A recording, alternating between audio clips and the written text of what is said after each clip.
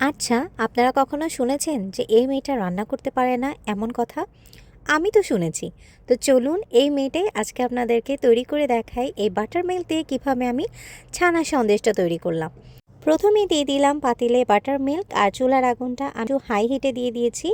আর যখনই দেখবো যে বলক চলে এসেছে তখনই হচ্ছে গিয়ে ছানা আর পানিটা হচ্ছে আলাদা হয়ে যাবে, তখনই হচ্ছে কি আমি একটি ছাঁকনির মধ্যে কাপড় দিয়ে এটাকে ছেঁকে নেব।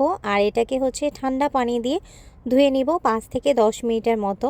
আর এটা কিন্তু অবশ্যই করতে হবে, কারণ হচ্ছে গিয়ে ছানার যে টকটক ভাবটা এটা কিন্তু ঠান্ডা পানি দিয়ে ধোয়ার কারণেই কিন্তু এটা চলে যাবে। ভালো করে পানিটা ঝরিয়ে এখন ছানাটাকে হচ্ছে কি আমি একটু মথে নিব। পাতিলে দিয়ে দিব এভোপোরেট মিল্ক। এখানে হচ্ছে কি আমি 1 কাপের মতো মিল্ক দিয়েছি। তারপরে আমি যে মথে রাখা ছানাটা এখানে দিয়ে দিচ্ছি। ছানাটা দেওয়ার পর হচ্ছে কি এখন একটু নাড়াচাড়া করে নিব।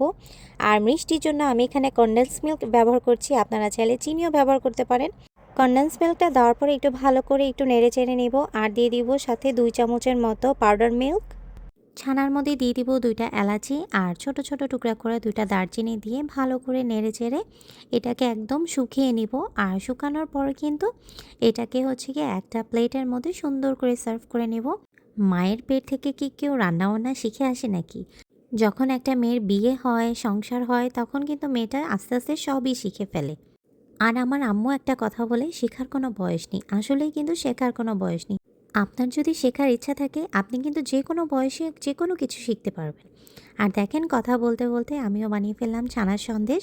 উপরে দিয়ে দিয়েছি অসংখ্য পরিমাণে কাজু বাদাম আর পেস্তা বাদাম।